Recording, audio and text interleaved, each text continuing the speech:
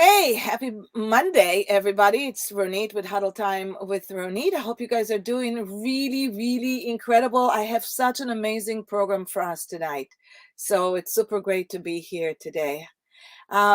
It's November 1st. I can't believe it's November 1st. It's been such a quick ride from this past 2 weeks or 3 weeks or 4 weeks. I can't even remember. We have gone to Intercafeer and spent 3 amazing days in New York. Intercafeer Association, which is an amazing association for hairstylists, salon owners. It's really an amazing association that elevates the quality of hairdressing in our industry. So love to talk about it in some other time. But we had a fantastic time in New York. It was just great. It was so nice to be in the city. The city just opened up and really felt like it's coming back to business. We spent great amount of time with lots of fashionable hairstylists showing what's coming. And guys, do you know what's coming? Let me tell you. Curly hair, texture hair. It's back. You know, Stephen told me that if we are really want to get on ahead of the game, we need to embrace perms again. Yeah, perms. Can you believe it? So that's what's coming. So for anybody, if that sounds like really strange or like a foreign language, dig deep inside and be ahead of the game. So then from there, from New York, we went over to Miami, to Orlando, where Premiere was there, the first premiere of almost 2 years, and it was incredible. It was really great to teach. It was a great to see people. It was a great to be with our friends. It was just wonderful to be with everybody, and a lot of great artists and educators were there sharing the time with 3 whole days. It was wonderful. And they are coming back. They're coming back in June for their regular show. So it's really exciting. For anybody who's just joined us, welcome to Huddle Time with Ronit. We are here every Monday at 7 o'clock Eastern Standard Time, 6 o'clock Chicago time. And we are here with our partners, American's Beauty Show. Every week, American's Beauty Show is sponsoring us and partnering with us, Textel as well. American's Beauty Show is just almost releasing their what's coming up in the show. We're actually going to have Frank Folco, who's going to discuss what's going to happen this year in April, actually in 2022, in April, what's going to happen at American's Beauty Show. So I'm super excited because it's not going to be your typical show. It's going to be unbelievable. I can't wait to share that with you. And of course, our partner Textel, who helps you engage with your customers the way they want to, the way the consumer wants to, with easy, convenient text messaging, two-way text messaging, and a lot more. We use text messaging at Salon Cadence, and we do so much with texting. You know what? That is what people want right now. They don't want to be bothered with anything else. They want a quick respond email, and they want to feel personalized. And that's what Textel is doing. So Textel is our partner. And as a matter of fact, we have Michelle today as my partner host for today's show.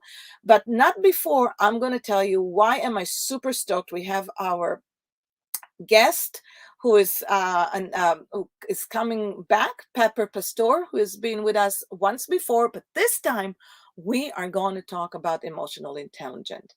We're going to talk about why emotional intelligence is so critical among our peers in salon and leadership, and also to keep our industry growing and prospering. We're going to talk all about that. So for anybody who doesn't know me and just joined us, I'm Ronit Enos, the host of Huddle Time with Ronit.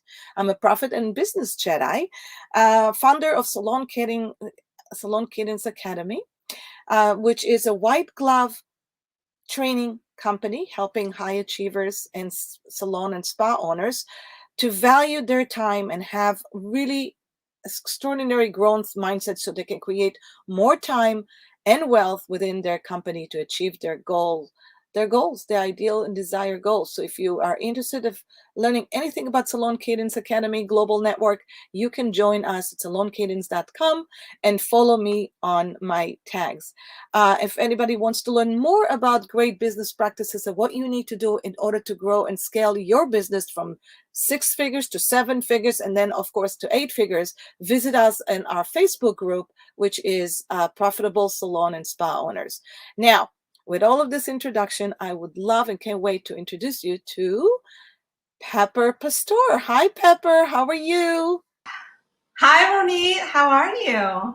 I'm doing great. I'm doing super good. Look, I got my Beth Midler hair for you guys. I love it. Love that. Hi, Michelle. Hi, Pepper.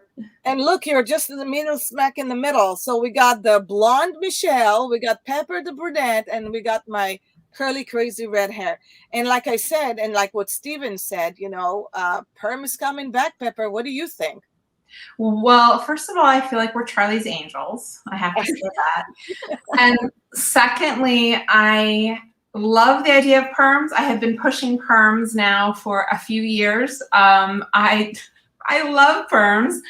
I will say the only challenge is, as much as there is advances in technology and they're a little bit more gentle, they still smell the exact same. Mm-hmm. Yeah.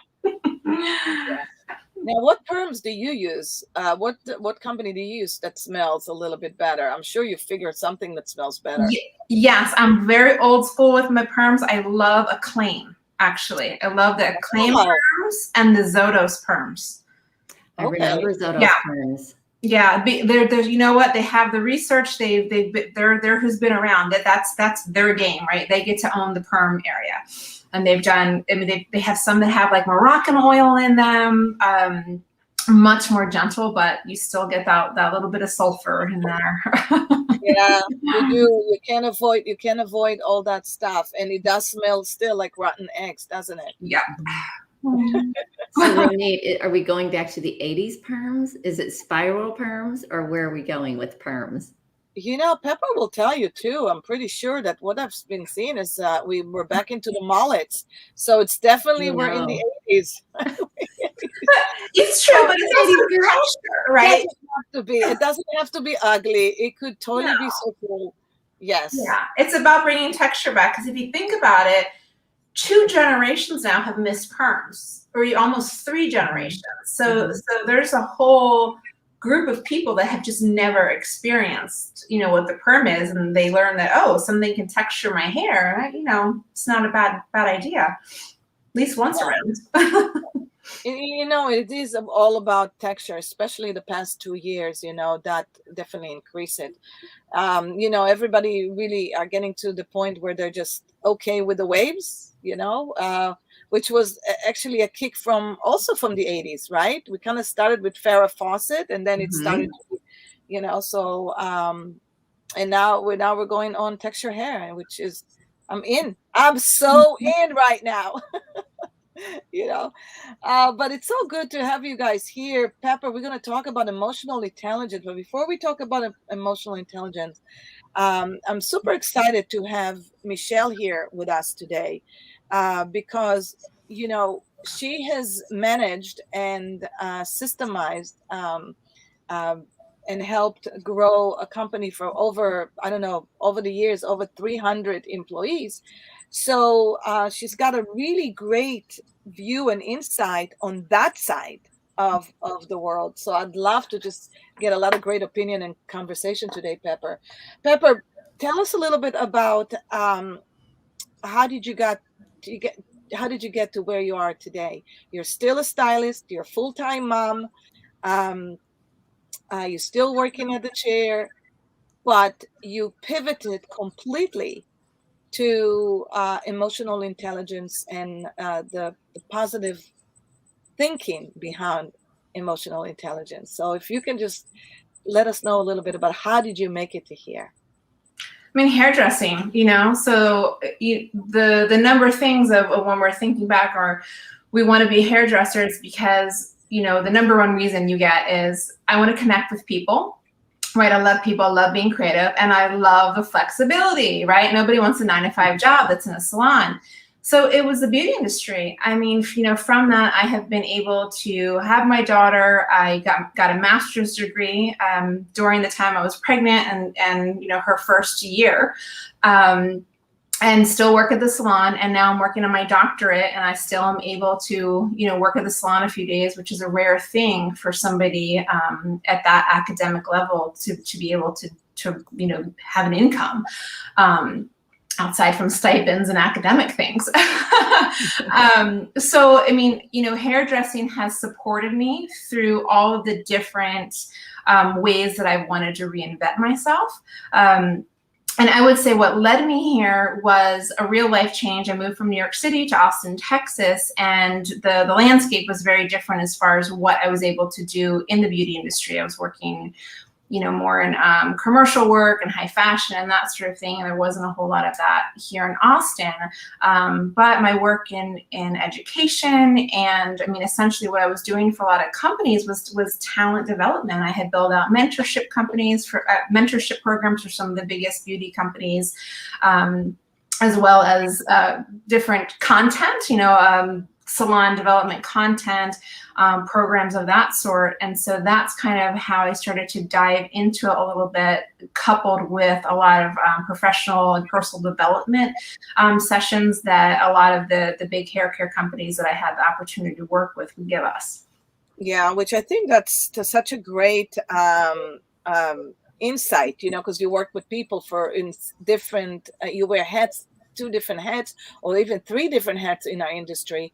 And you were able to really study the behavior of people very close. I always feel like be in our industry, whether you're at the chair, as Candy Shaw would say, not behind the chair, at the chair, or whether you are, with customers in the front facing, or you're in a different platform. You're working with people in all sort of kinds and all sort of kinds of emotionals. But right now we have a very unique situation in our market. There's of course, we all know there's a huge shift, which here's the thing. The thing is that shifts happens every 10 years. I feel like big shifts, right? 2008, 2007, we also saw a lot of different behavior. But this behavior around the pandemic has really, I would say, exponentially moved a lot of things within the thinking in our industry. I'd love to talk about that. What have you noticed? I think it's interesting that you mentioned 10 years, because I actually was part of a project. And now that you say that, that project was 10 years ago. And I remember being in a meeting, very important people in that meeting for a very important hair care company. And there was a huge concern. And the concern was that this industry is dying. And the record lows of people becoming hairdressers, record lows of clients wanting to come to the salon. This was when, people were able to start getting like online color, things or whatever. And Instagram hadn't quite taken on yet. And then Instagram saved our industry. It really did, right? It kind of gave us a position. And now, fast forward 10 years later, we're all in this fear of like, oh my gosh, is this like a mass exodus of the beauty industry? A lot of people, may have left the beauty industry because they either didn't feel appreciated when things had shut down, or they realized that, their job could shut down. Like people always thought, oh, well, you're a hairdresser, you always have a job no matter where you go.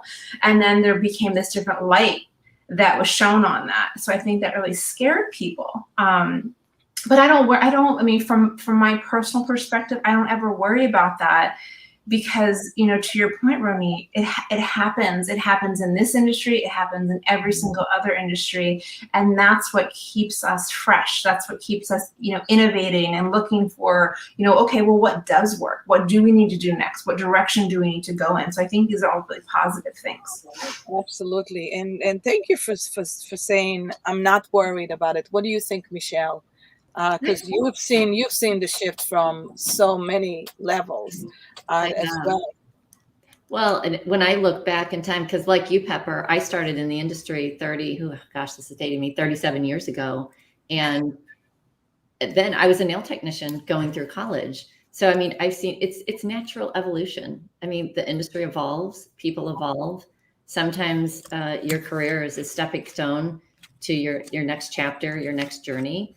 And, the fear can either stop you or it can catapult you, and you have a choice. And you will always get to that fork in the road where you have to make that choice.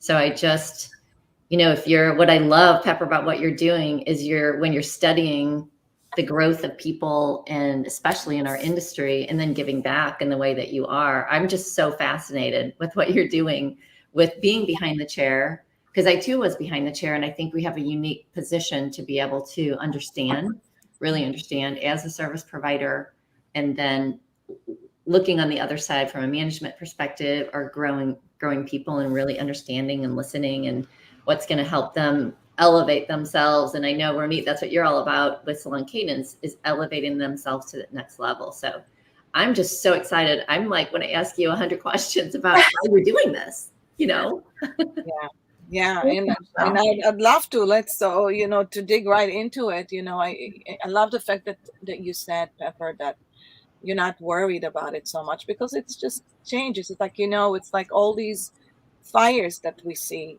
once a year. I know they get worse. I know. But we do need a natural fires in order to grow a forest, in order to keep growing new trees. I mean, we were just at Savannah, and we were stuck in the middle in our airstream, stuck in that big hurricane, right, with all the rain. And the guy said to me, "Oh, I can't wait for this big heavy rain, because there's so many old trees, and they're old. They need to fall so we can have some new trees." And so when I'm thinking about that, it's a natural evolution, like what you said. So let's talk about emotional intelligence, because that's your thing. Tell us, what is emotional intelligence? Good question, right? So, I mean, to understand emotional intelligence, we definitely want to define it, all right? So in looking at the definition of emotional intelligence, I'm going to explain it as this. It's having the awareness of your own emotions within yourself, as well as having an awareness of the emotions in another person in the moment, and then being able to manage your emotions in the relationship with them, right? So I'm very, very clear in how I define that, because it is no one's responsibility ever to assume or think that they truly know another person's emotions, right? You may be able to have an acknowledgement of like, they seem like they're not their norm, they're not their baseline. They seem like they're a little more stressed today, right? And then it could be you to ask them, right? It's never you to, I'm going to assume, or I know everything that you're thinking, because you're not a mind reader. And even if you were, it's just not your place, right? So I really like to have a hard line in the sand. The work of emotional intelligence is not doing this so that you could be this, mastermind mind reader, right? It's so that you are able to interact on a really healthy level with other individuals, because you are self-aware, and then you have a level of acknowledgement of how another may feel, and that relationship that exists outside of your bodies and in space. Right. So I'm going to preface that too, because there is some really awesome research in other cultures, right? So we're talking today about how Americans relate to emotional intelligence, but emotional intelligence is something how many other cultures relate to their emotions, because all human, regardless of what culture you're in, all humans have the same baseline emotions. So that's a pretty fascinating fact. Now, how we deal with those emotions in different cultures is very different. Americans tend to take on the emotion of another person, right? You made me feel sad. Or, oh, that person has such, negative energy. It's in me, right? We put it inside of us. It's an emotion. It never exists in us unless it's ours.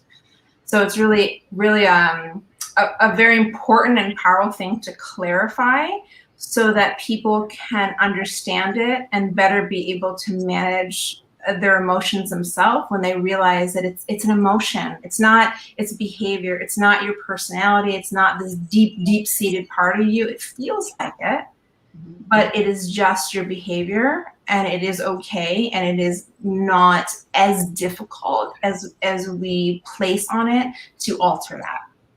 Right. So I don't know what you think about it, Michelle, but I've been thinking a lot about that, because I feel like our generation behind me, anyhow, or the generation behind that generation, um, is like you said, process emotions in a different way.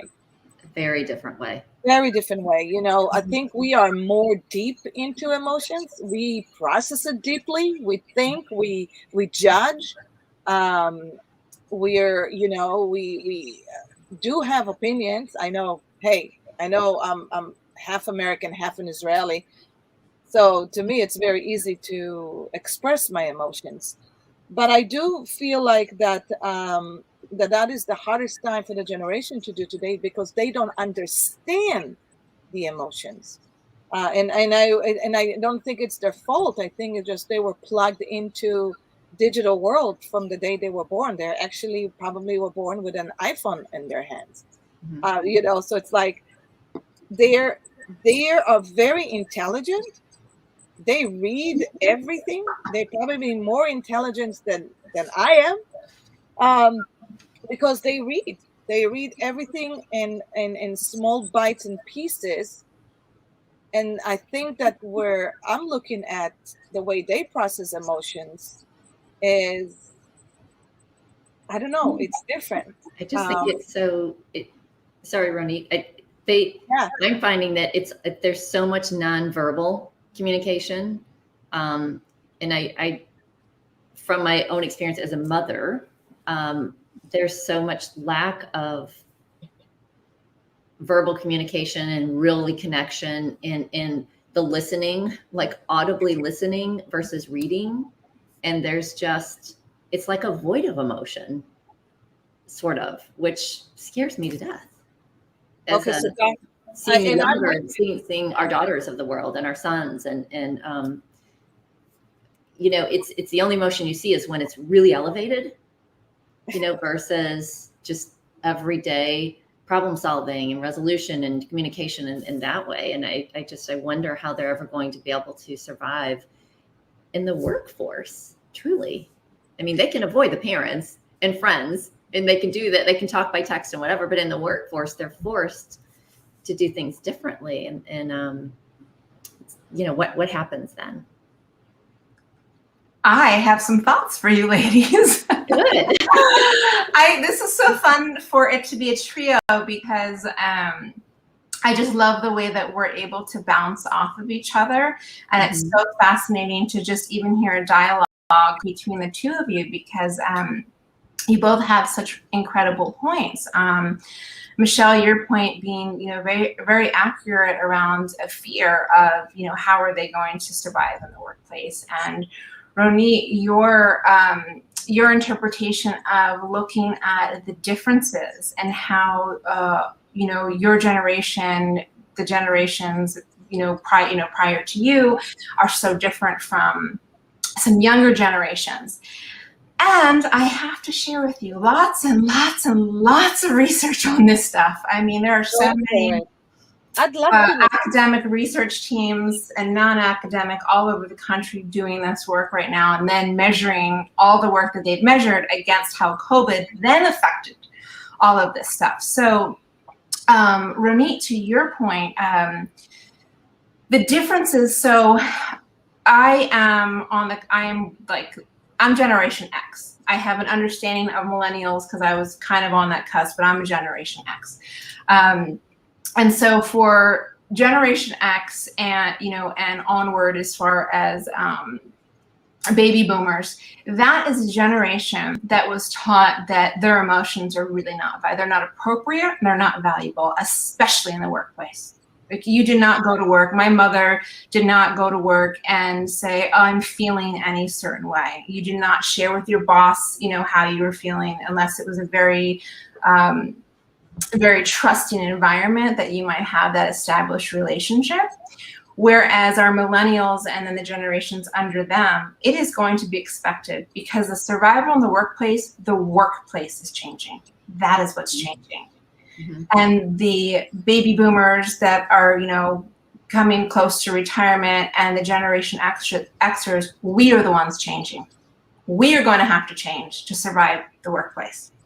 Mm-hmm. Because the workplace, with the incredible DE&I initiatives around sexual harassment, it is just not happening anymore. The whole heyday of the Mad Men, that is not happening. Mm-hmm. And these younger generations are not going to deal with that stuff, and they are more emotional. Now, the flip side of them being more emotional, they are able to talk about it more. It just doesn't seem like to us that they are, because it's in a different shape, it's in a different form, right? Mm-hmm. They communicate through social media. There's music that they communicate through. It's other areas and arenas and platforms. And so these generations are having very high empathy levels. Okay, and I know a lot of people are saying, oh, narcissism on the rise, empathy is low. It's not entirely the case, and actually what they're finding is it's the resilience that's extremely low. And so and empathy and resilience, I'm sharing those because those are both emotional intelligence competencies. Absolutely. Mm-hmm. Yeah, absolutely. And I agree with what you said. And Pepper, can you tell us a little bit about the research that you have been doing? And that have been open for you, and what are you doing right now? Because my friend Frank is listening to us, and he loves everything to do with hard data. So I'd love to share that with him. Who's Frank? Frank Folco. He is our Americans Beauty Show sponsor. His other one. He's the CEO of Americans Beauty Show and the Cosmetology of Chicago Association.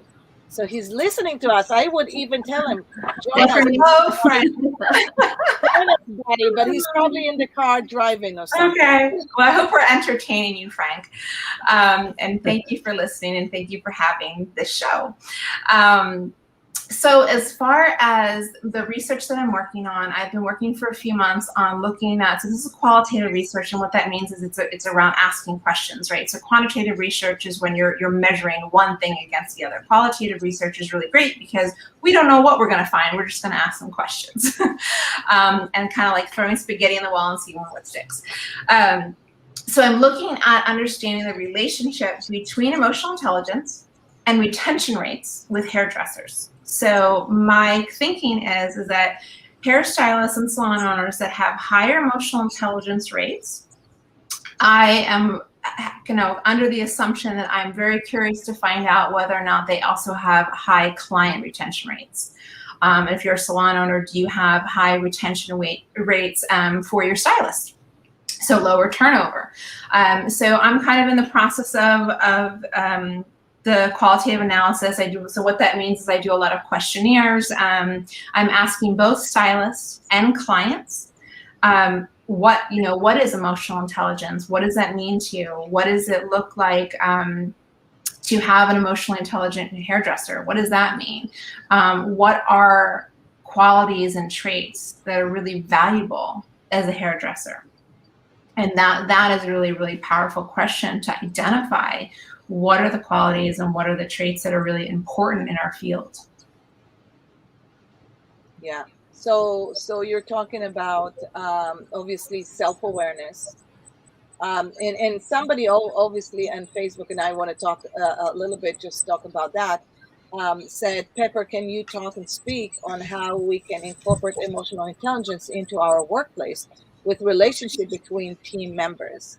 So first of all, I'd like to just speak to that and say, well, first, we have to identify the individual hairstylists, our stylists. It's most important because this is the future of our generation here. and what's important to them, and how can we help them become competent and strong and love themselves, right? Not in a fake way where Instagram becomes fake and Facebook, they're self-promoting, because that's fake. It's just deceiving. But how can really they need to feel about themselves? I think that's where it starts. Pepper, am I hitting it right?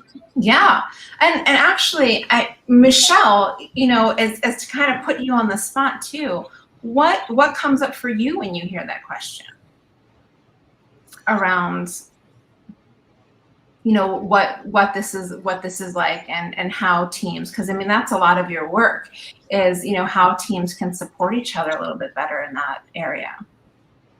I think, gosh, I have so many questions, just because, I see, when you work with a lot of stylists, I mean, I think in any dynamic, whether it's in a salon, a different company, the larger you get, the more people start to break off into their tribes, and then the drama unfolds. And, we laugh about it, but it's, the break room talk, the this, the that, but there is so much emotion with stylists and really anybody, I think, in the beauty industry, because we're all creative and we express ourselves differently. And, we don't come into work in the beauty industry and leave everything in the parking lot. It comes in with us.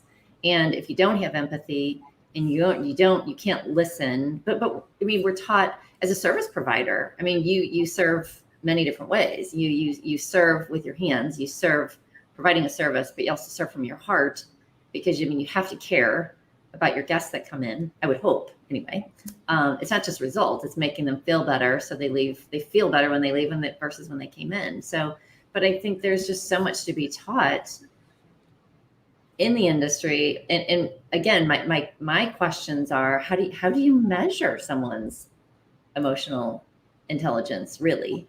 Like, how do you ask those questions? Like, how are you surveying these people? Is it through an email, or do you talk to them, or, how do you measure this? That's what fascinates me with literally how you're doing this. I have an easy question for you. I mean, an easy answer for you on that one, Michelle. Everything else is a little bit more complex, but I do have an answer for you. Okay. And it is a promotable answer for myself. You go, girl, you go. Anyone listening, I am going to, you will get, if you want to book an emotional intelligence assessment, you will get a free 7 steps on how to improve your emotional intelligence. But I do the measurements. So I actually measure the 26 different competencies of emotional intelligence. And so, Ronit, to answer your question too, is like, what are the beginning steps for this team? I have some tips to share with everybody as far as, developing general emotional intelligence, but every single person has their own unique measurement of emotional intelligence based on these 26 competencies, and how you scale. Are you high emotional intelligence? Are you low in your ability to trust others? Are you low in your teamwork? And you're really high in your self-awareness. So these are some of the different competencies that come up in emotional intelligence. Flexibility is one, stress, resilience, as we mentioned. So again, 26, that's a lot. And it's a behavioral test. It's a behavioral assessment. It is not a personality test. And so what I like about this, and what's different than what we've seen in a lot of team building. So I know over the years, working for big companies and doing team building exercises, I have been in, like, you name it, name which bird you are, what color, if you're soup or chicken, and then, you get in these groups, right? And these are supposed to be these behavioral competency, kind of buckets that they put people in, to be like, oh, okay, if you guys are all alike, then you guys are all alike, and this is going to help you communicate better and understand one another, right? So those are great, and they're really fun. And so is sharing your horoscope, right? That's about as much substance as they have, at that level, and they are fun. And I'm not, putting that down. But if we really want to dig deeper and create long-term sustainable change, we are going to want to look at the behaviors and what are some of the drivers of what's happening in that salon culture, particularly, that can help that team growth, whatever's going on in there. So I know that's kind of general, but I do hope that answers the Facebook question that came in. And Ronit, let me know if I can kind of dive deeper, on that question as well. Well, I think I don't know if you saw that question. Is there any data on neglected emotions in the workplace and how it may affect profitability? By going into your research, do you see any neglected emotional behavior in the workplace, and does it help or does it affect profitability because of that? So there's tremendous amount of research that has come up, and I'm going to frame that around trust. Okay. That is going to be a culture of trust. Okay. And when I hear the words, tell me what it said, what was the term that the person used? Neglected emotions in the workplace, and is it affecting profitability? It 100% affects profitability. You're going to have lower productivity rates. You're going to have higher rates of turnover when you have a culture like that. And I if you would like to write back into this person and clarify what you mean by the neglected, I'm going to assume that what that means is behaviors or emotions that nobody cares about. They don't care if you're upset. They don't care if you're having a hard day. They're not acknowledged. That would be my assumption to clarify what that means. And you can, again, jump in it. I'd like to speak to that, Pepper, when you say they don't care. Who doesn't care? Is it peers in between themselves? Is that where we need to develop more empathy? And if so, how do we develop more empathy? What do we need to do with sustaining our future hairstylists within the schools? I think that's where we need to start. And then when they coming out, what will be the best path of changing that in the workforce? And I just don't think it's only in the hair industry. I think it's everywhere. It's all around. So what do we need to do in order to nourish our future generation, which is our future workforce? Yeah, that's a heavy question, right? So I like the idea of developing cultures of trust. And we have to take an inventory, when you are a salon leader, and you've got to look at, do I need to change? Does any of my behavior need to change? Because, he who stirs the pot is how good that soup is going to taste, right? You're only going to be as powerful as the person that's in the lead. So that can slow down a culture if you've got a bunch of stylists that are really, really driving forward, and the leader's kind of, not comfortable with that, right? And I've seen that happen a lot, and that's okay, but to just kind of take ownership there. So I liked, how you shape that as far as, helping people in the beauty school level before they've even gotten into the salon, industry and that sort of thing. And I think a lot of beauty schools have gotten a lot better at teaching the business side, because I know the business side was not taught in beauty school, and how to develop that clientele. But it's also how to kind of cultivate your business acumen. And that would be, as doctors put it, their bedside manner. And that's what emotional intelligence is, right? It's can you put what happened on your way here? Can you put that aside? Can you put aside that you are not the me show? Every client did not come in to listen to you talk about you. And all your coworkers don't want to listen to you talk about you, and do not want to hear about your Christmas plans or your vacation 70,000 times. Those are some of the key things that I take away as emotional intelligence, is that self-awareness of, if you find yourself, this is a tip for stylists, if you find yourself talking more than the client, that is something to be reflexive about and look inward and ask yourself, why is that happening? Because it's their time. That's brilliant. So all those things, if I'm reading what you're saying, it's really where we used to always as owners focus on technical education, most of it. We would focus on technical education. What we need to do is reduce the technical education by 50% and allowing the other 50% to be educating on emotional intelligence.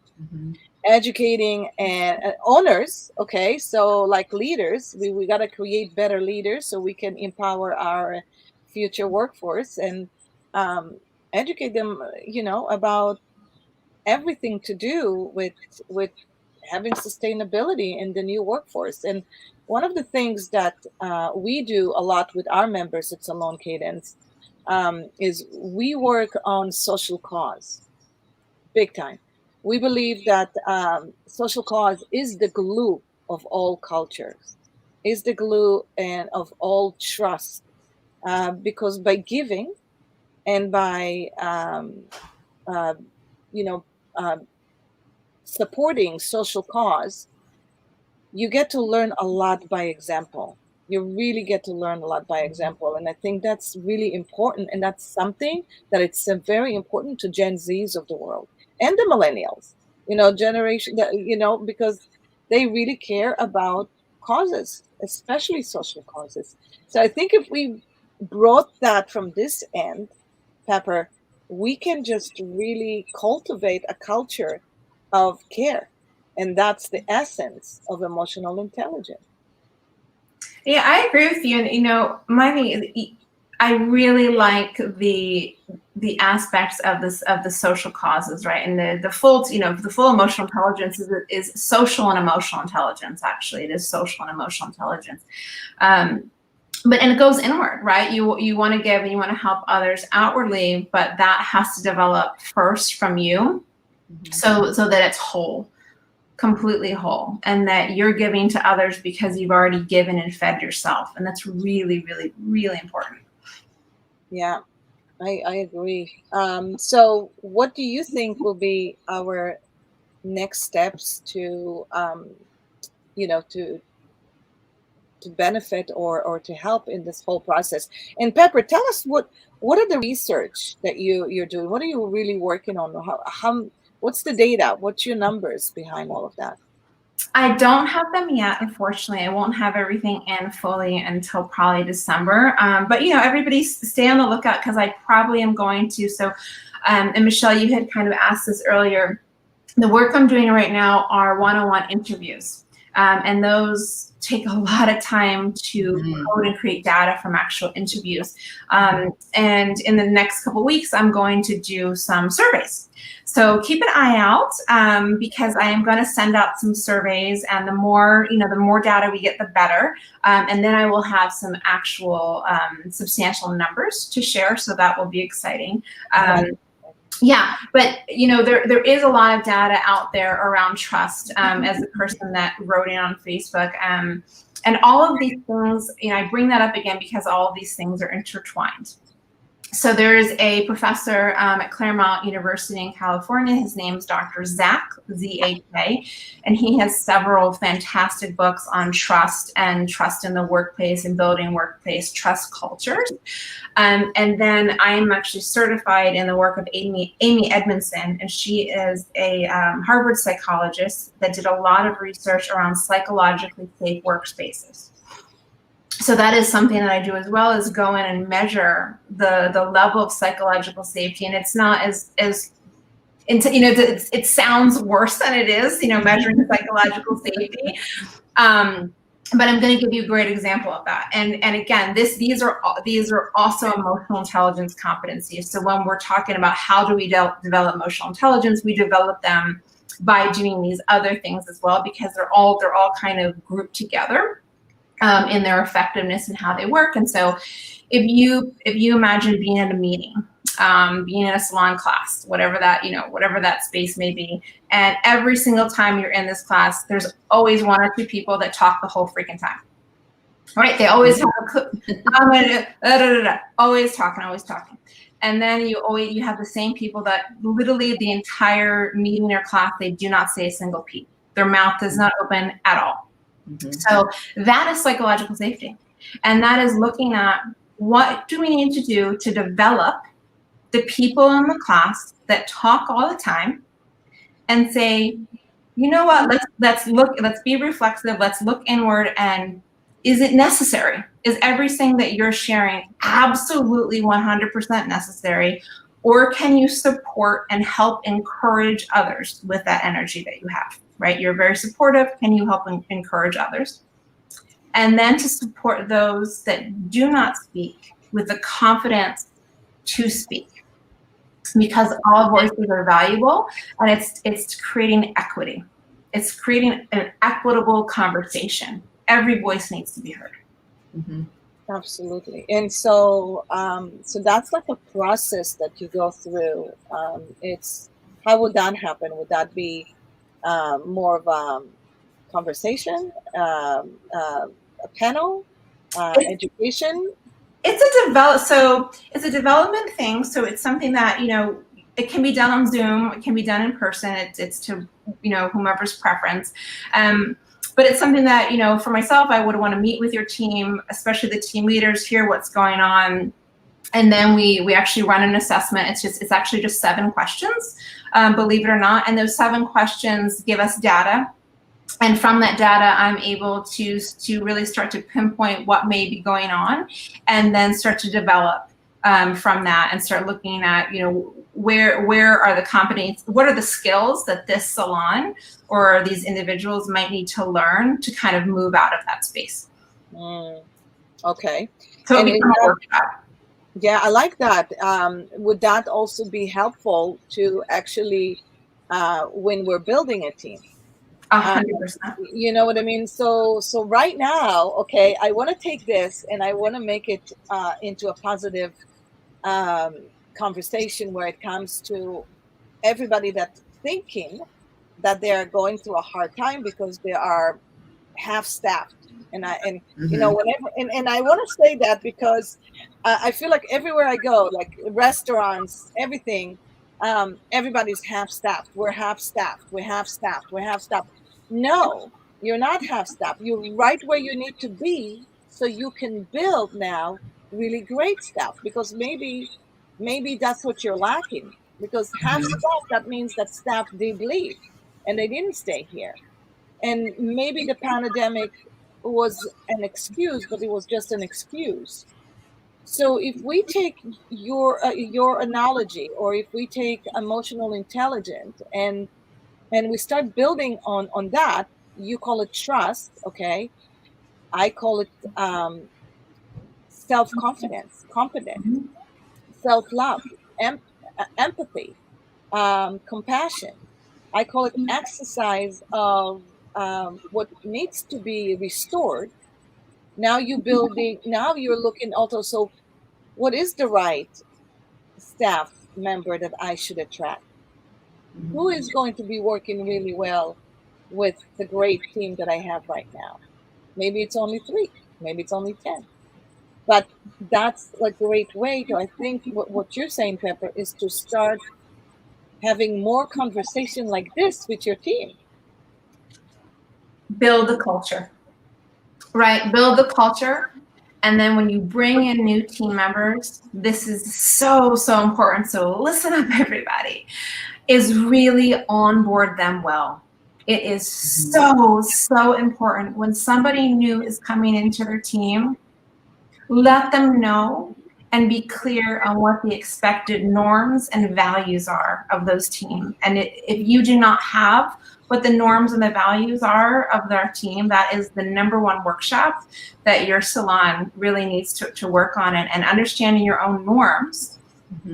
It's simple. It looks, it could be something that you just kind of write out on a sheet of paper, with your team. Understanding your norms could be as simple as, what do we do when someone's late? And, what does that look like? How do they get spoken to? And I know we look at it as like, kind of things of like, oh, these are rules, but they get bent all the time. They're not. So shift them away from being rules and you have a group of mature adults that you have norms that you adhere to, things that are these assumed expectations that you have with each other. Don't assume them, lay them out. Lay them out nice and clear so that new person knows what your culture is about and knows what's okay, what's not okay, where's the areas that they can bend, and they're going to fit in much better and much quicker. Pepper, I have a question for you. Is there, during the interview process, is there a process that you can go through to measure someone's emotional intelligence even that early on? Or is it more so with watching? And I know you said there's that list of 26 competencies. But is there a process that you could go through to at least tap into someone's emotional intelligence during that interview process? That's a great question. Great question. So the list of 26 those are the emotional intelligence competencies.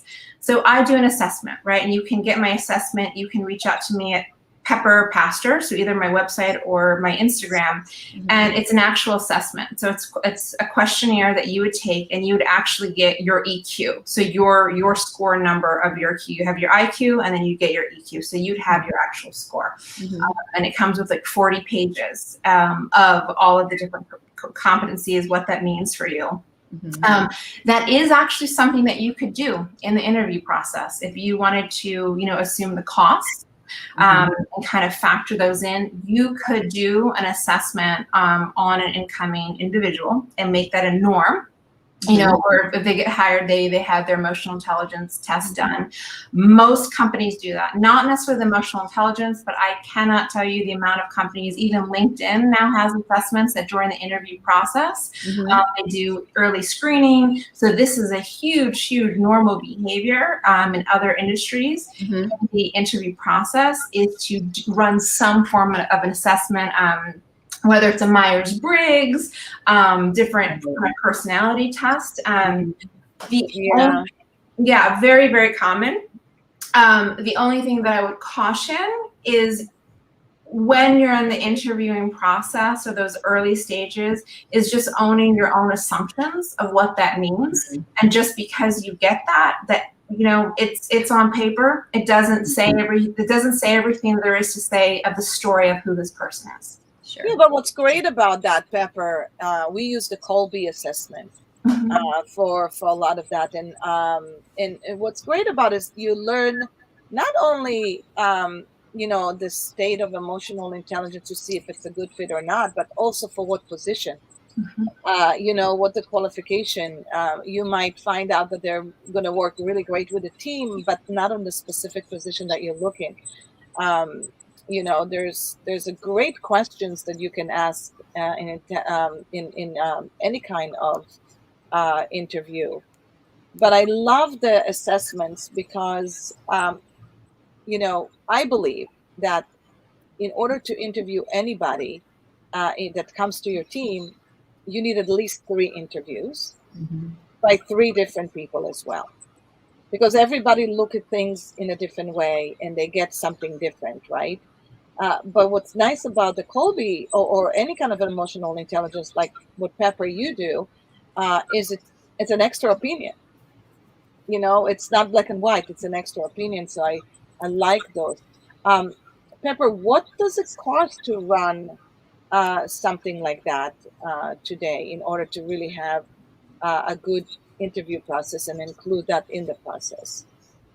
It is a high cost. So what the cost looks like, it's a high cost as far as in your interview process. I think it's a very, very valuable in other circumstances, but it's $275. And so what you get with that is the 40 pages of the test, and it also includes a 50-minute session with myself. And so how I work that is I also work with a lot of coaches.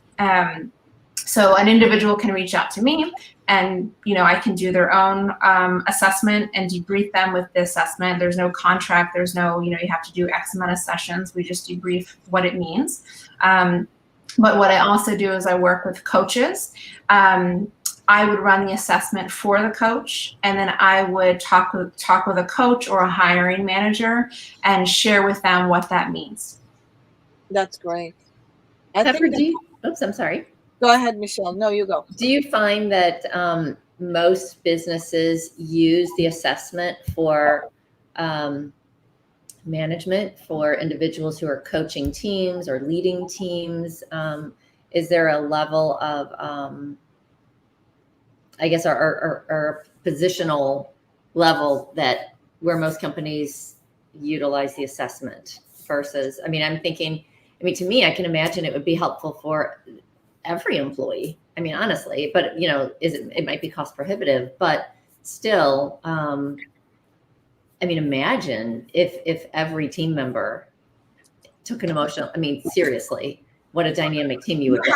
You have your path, you have your direct skills. So what's powerful is you have your skills that you want to work on, right? Mm-hmm. But you also have the skills that you're really, really good at. Really, I mean, I run this test on so many people that they're all exceptional, maybe on 20 out of the 26 competencies, Mm-hmm. right? But those exceptional can help pull up the Mm-hmm. learning edges.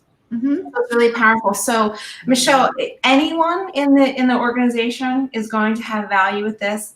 At the executive level and higher leadership positions, I recommend the 360.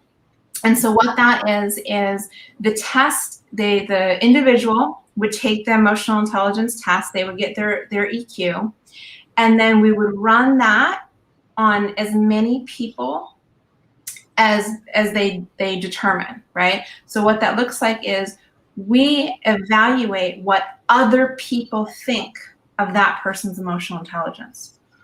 And then that comes back as completely anonymous data. So they don't know who's saying what about them. And we bring it back as data. And so we say, well, 50, you believe that you are very resilient, but 84% of people say that you could grow there. So it's really, really, really powerful for leadership roles. I bet. Is that something that you do with a new hire, or you actually do it with a whole team? Meaning, I feel like this is something that would be great to help nourish the whole idea behind trust.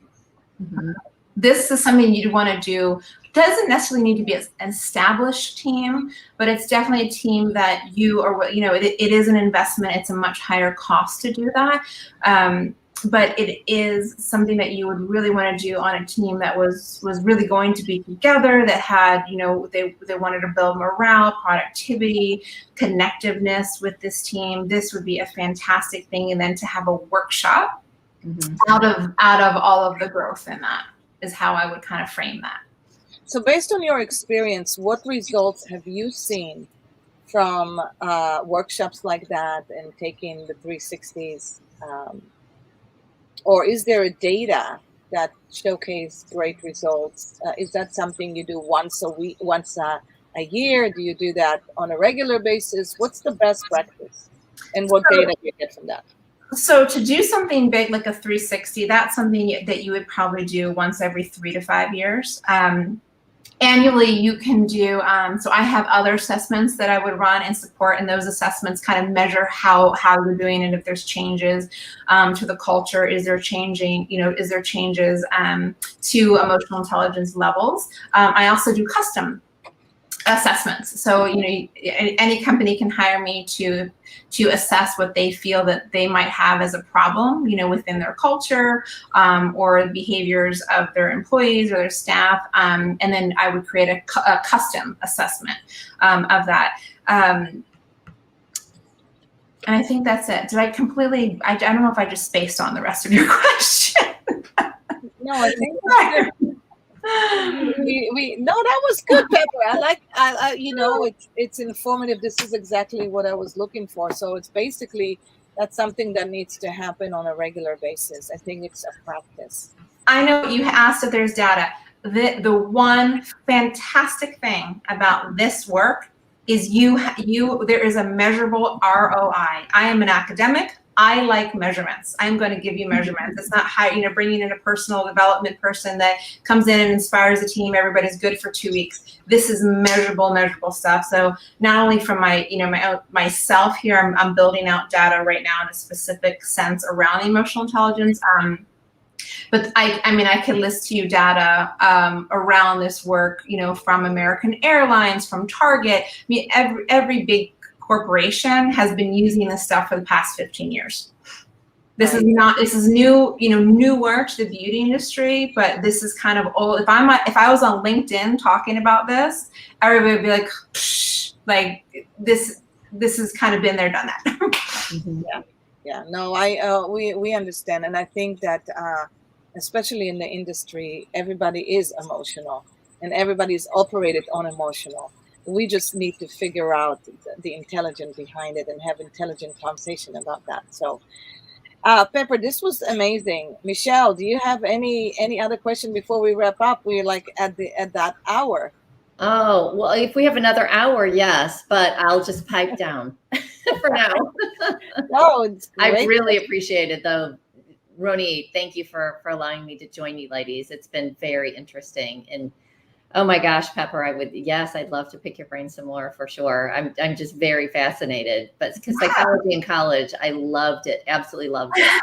And now, combining that in the beauty industry, and I've been through a couple of I had quite a bit of Franklin Covey training, and there's some of that in there, and speed of trust and all of that. So it just really fascinates me. And I'll just say one thing is, I guess someone is truly emotionally intelligent if they're able to take the feedback that gets back to them from all their peers, analyzing and assessing them. So, I'm sure that's a bit scary. Yeah. They're a very brave person, but there's a lot of growth that can come from it. And it's just behavior. That's the one thing I love to frame about the stuff is it's not, I think there's a frame of change and growth, like that there's some negativity. It's not negative. This is great. It's great. They're amazing opportunities. Absolutely. Yeah.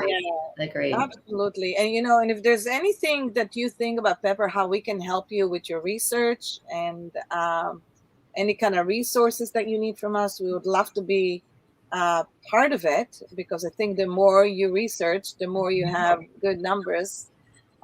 So definitely.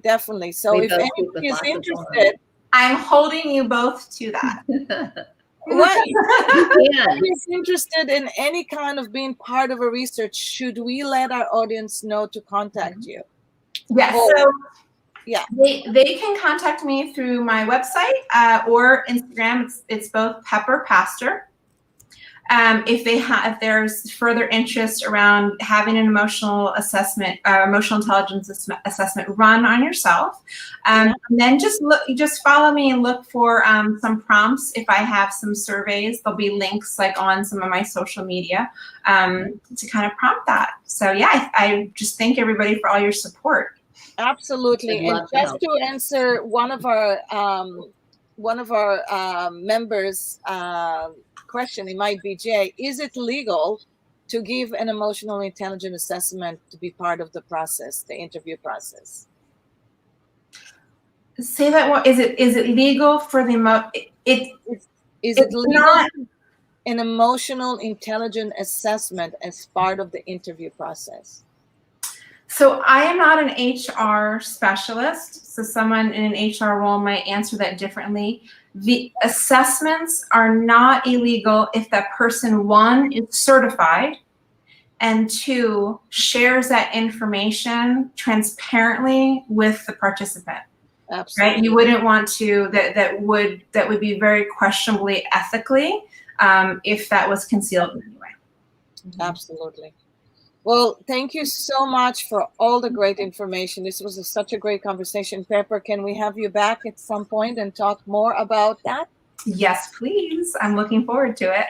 That's great. That's awesome. So thank you so much for being here. Michelle, you're awesome. Love having you. I'd love to have you here more often so we can just really have a a I trio. love it. I love it. Hey, it's girl talk, girl It's time, girl girl talk for sure. Very fun. Thank you, Michelle, too. It was Thank nice you to for meet you, everybody. Pepper. Thank you for our friends. I can't wait to see you next week. And we have lots of great conversation coming up. Anything that we can do to help you with your career, with your business and your life as a whole. I'll see you next week. Thank you guys, and happy week. Thank you. Thank you.